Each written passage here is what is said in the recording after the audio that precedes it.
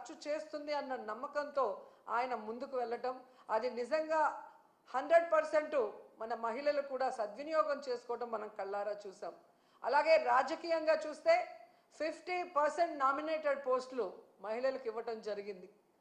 ఈరోజు ఎంతోమంది మహిళలు జడ్పీ చైర్మన్లుగా, మేయర్లుగా, మున్సిపల్ చైర్మన్లుగా, ఎంపీపీలుగా, జడ్పీటీసీలుగా ఇంతమంది బయటకు వచ్చి మహిళల కోసం పోరాడుతూ మహిళలకి రావాల్సిన అన్నీ కూడా జగనన్న ప్రభుత్వంలో ముఖ్యంగా అన్న ఇచ్చిన ప్రతి పథకాన్ని మహిళకి చేరవేసిన ఘనత మహిళకి దక్కిందంటే అది ఒక్క జగనన్న వల్లే. అలా ప్రతిదీ కూడా జగనన్న సహాయ సహకారాలతో మహిళలు తమ చుట్టూ ఉన్న మహిళల్ని ఏ విధంగా సాధికారత దిశగా నడిపించారో మనం కళ్ళారా చూసాం. అలాంటి మహిళలకి ఈరోజు తమకు ఒక సమస్య వచ్చినా, ప్రభుత్వం తమకు మోసం చేసినా ఎక్కడికి వెళ్ళి చెప్పుకోవాలి, ఏం చెప్పుకోవాలో కూడా తెలియని పరిస్థితికి భయభ్రాంతుల్ని గురి చేశారు.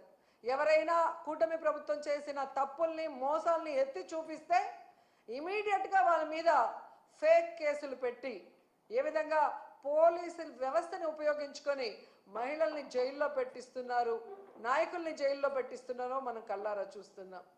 అండ్ మహిళకి కావాల్సిన భద్రత కోసం జగన్మోహన్ రెడ్డి గారు ఎన్నో దిశ యాప్ కానీ, దిశ పోలీస్ స్టేషన్లు కానీ, మహిళా పోలీసుల్ని రిక్రూట్ చేయటం కానీ ఎంత పెద్ద మనసుతో చేసి ఆడవాళ్ళని కాపాడుకున్నారో మనం కళ్ళారా చూసాం.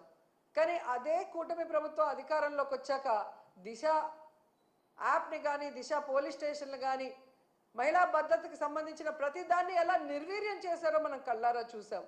అంటే మహిళ అంటే గౌరవం లేదు, మహిళ అంటే అభిమానం లేదు, మహిళకి చేయాలన్న చిత్తశుద్ధి ఈ కూటమి ప్రభుత్వంలో ఉన్న సీఎం చంద్రబాబు నాయుడుకి కానీ, డిప్యూటీ సీఎం పవన్ కళ్యాణ్కి కానీ, అలాగే హోంమంత్రి అనితకి లేకపోవడం చాలా బాధాకరమని కూడా ఈ సందర్భంగా తెలియజేసుకుంటున్నాను. జగనన్న ఉన్నప్పుడు మీరు చూస్తే చెప్పుకోవడానికి గుర్తురానన్ని పథకాలు, చేయూత కానీ, అమ్మఒడి కానీ, ఆసరా కానీ, ఇల్లు కానీ, రైతు భరోసా కానీ, సున్నా వడ్డీ కానీ, ఇలా చెప్పుకుంటూ పోతే ఎన్నో ఎన్నో పథకాలు ఇచ్చారు.